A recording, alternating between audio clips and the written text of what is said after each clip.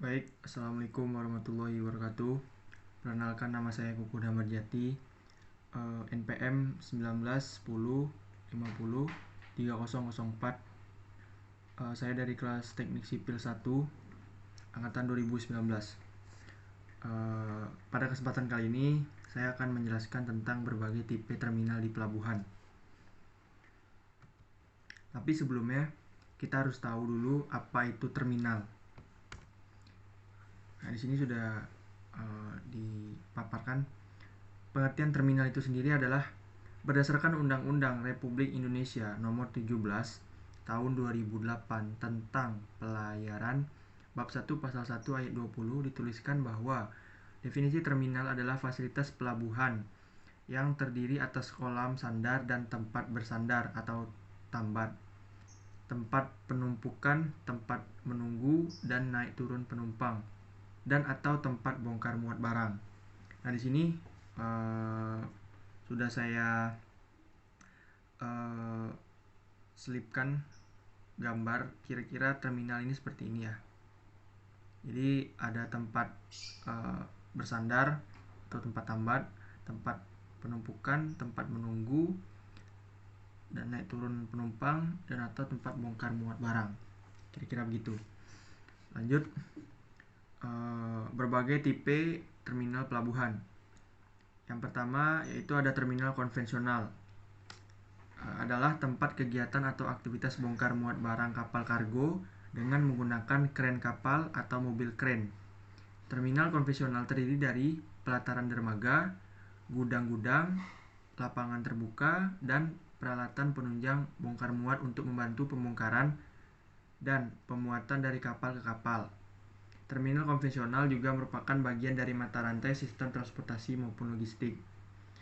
Selanjutnya yaitu yang kedua, terminal multipurpose. Adalah terminal yang dapat digunakan untuk kegiatan bongkar muat dari dan atau ke kapal. Terdapat berbagai jenis dan kegunaan dari alat bongkar muat.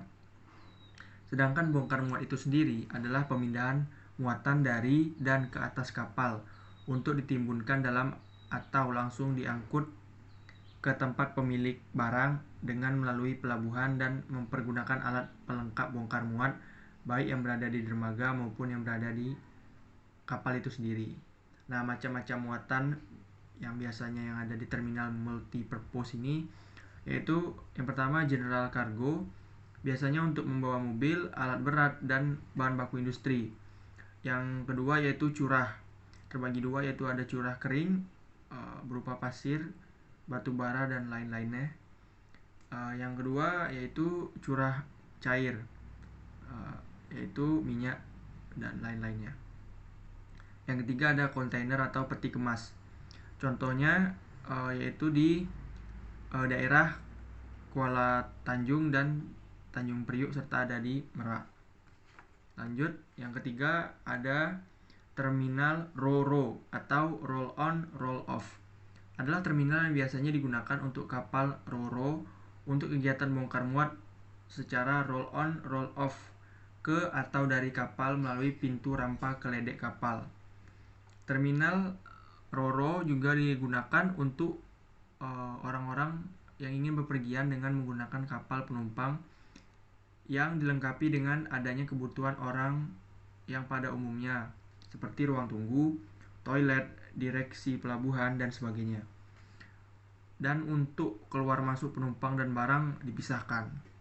Nah, contohnya kapalnya yaitu kapal feri dan kapal pengangkut mobil. Yang keempat ada terminal kontainer atau peti kemas. Adalah terminal di mana dilakukan pengumpulan peti kemas dari hinterland ataupun pelabuhan lainnya untuk selanjutnya diangkut ke tempat tujuan ataupun terminal peti kemas atau unit terminal container atau biasa disingkat UTC yang lebih besar lagi. Contoh pelabuhannya itu Pelabuhan Merak Bakahuni. Selanjutnya yang kelima yaitu ada terminal liquid bulk atau curah cair.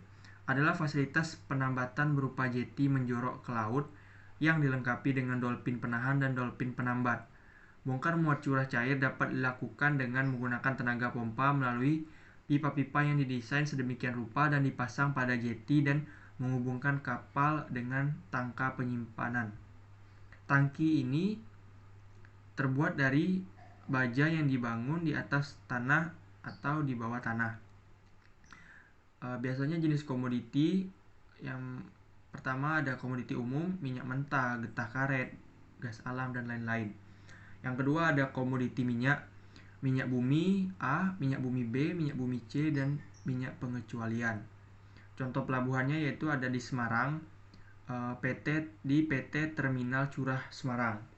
Selanjutnya 6 ada terminal dry bulk atau curah kering. Terminal yang banyak dikunjungi oleh kapal asing maupun domestik yang melayani aktivitas bongkar muat berupa atau berbentuk curah kering seperti bungkil, pupuk, biji jagung, dan sebagainya. Kegiatan membongkar muatan menggunakan alat baik itu diikatkan di tali sling dan selanjutnya dengan menggunakan kren kapal. Kemudian menggerak-gerakkan kren ke samping kapal searah ke arah daratan atau dermaga, kemudian menurunkannya ke atas tanah atau langsung ke atas bak truk sampai muatan lepas dari tali atau jaring sling. Fasilitas utama terminal curah kering adalah dermaga dan lapangan penumpukan. Selanjutnya itu ada terminal buah dan sayur, adalah tempat untuk pemindahan muatan di antara sistem pengangkutan darat ke angkutan laut dan sebaliknya. Fasilitas yang ada di terminal pelabuhan buah dan sayur antara lain, yang pertama ada apron, digunakan untuk menempatkan barang yang akan dinaikkan ke kapal atau barang yang baru saja diturunkan dari kapal. Yang kedua ada gudang, adalah tempat yang digunakan untuk penyimpanan barang-barang dalam waktu yang cukup lama. Yang ketiga ada bangunan pendingin di pelabuhan, diperlukan sebagai barang komoditas yang didinginkan ke tempat tujuan dengan kereta api atau truk yang sudah disediakan sistem pendingin tertentu. Selanjutnya yang ke-8 yaitu ada terminal produk perikanan. Adalah suatu kawasan perikanan yang memiliki fungsi antara lain sebagai tempat berlabuh kapal perikanan, tempat pendaratan ikan, tempat pemasaran, tempat pelaksanaan mutu hasil perikanan, tempat pengumpulan data tangkapan, dan sebagai tempat pelaksanaan pengembangan masyarakat nelayan. Klasifikasi pelabuhan perikanan antara lain yang pertama adalah tipe A, pelabuhan perikanan samudra atau singkatannya PPS, contohnya di Kota Bitung, Sulawesi Utara. Tipe B, pelabuhan perikanan Nusantara atau PPN, contoh pelabuhannya itu pelabuhan perikanan Nusantara. Tipe C, pelabuhan perikanan pantai, contohnya pelabuhan perikanan. Tipe D, pangkalan pendaratan ikan atau PPI, contoh pelabuhan pendaratan ikan. Selanjutnya yaitu ada terminal feri. Terdiri dari dua kata yaitu terminal dan feri. Terminal merupakan titik di mana penumpang dan barang masuk dan keluar dari sistem, merupakan komponen penting dalam sistem transportasi. Sedangkan feri merupakan suatu kapal transportasi jarak dekat, yaitu terminal feri, yaitu wadah yang dapat menampung aktivitas keluar masuk penumpang dari angkutan kapal jarak dekat ataupun kapal penyeberangan. Komposisi terminal feri antara lain area dermaga, area pelayanan umum, dimensi dermaga, fasilitas dermaga, bangunan dermaga, dan area parkir dermaga penumpang. Klasifikasi terminal feri. Yang pertama berdasarkan sistem pengelolaan penumpang di dalam suatu dermaga dapat dikelompokkan menjadi dua jenis sistem, yaitu yang pertama sistem terpusat atau centralized system, yaitu seluruh fasilitas penumpang, barang, dan pengelolaannya ditampung dalam satu bangunan. Kelebihan dari sistem ini adalah yang pertama jarak tempuh oleh pejalan kaki dapat dibuat minimum. Yang kedua, fasilitas pelayanan penumpang berbagai jurusan dapat dibuat seragam. Yang ketiga, dapat diciptakan daerah tunggu, daerah konsesi, dan daerah pengawasan terpusat, sehingga tidak perlu atau tidak terlalu banyak mengambil tempat. Adapun kekurangannya antara lain, yang pertama sulit apabila harus mengalami perkembangan atau perubahan.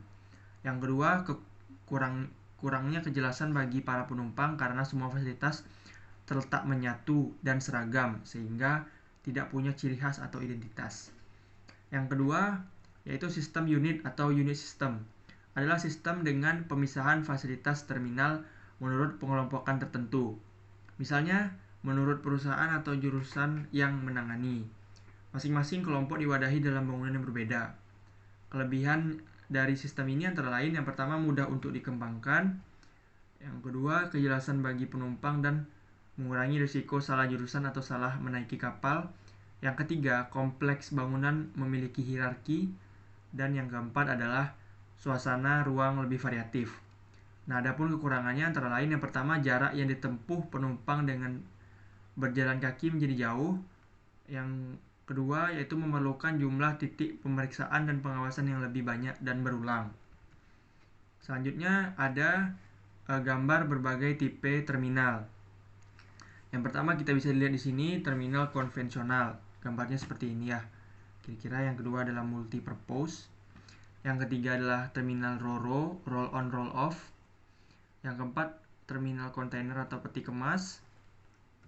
Yang kelima terminal liquid bulk atau curah cair seperti ini. Yang keenam terminal dry bulk atau curah kering seperti ini. Yang ketujuh terminal buah dan sayur seperti ini. Jadi ini prosesnya dari kapal, terus apron, gudang, tempat bongkar muat truk, dan jalan. Kira-kira begitu ya untuk deskripsi prosesnya di terminal buah dan sayur. Yang ke-8 terminal produk ikan. Kita bisa lihat di sini. Sebenarnya terminal produk dan ikan ini bentuknya itu sama seperti terminal pada umumnya, cuma lebih dispesifik lagi tadi ya sesuai dengan pengertiannya. Yang ke-9 yaitu terminal ferry. Mungkin itu aja penjelasan berbagai tipe terminal pelabuhan dari saya. Terima kasih yang sudah menonton. Assalamualaikum warahmatullahi wabarakatuh.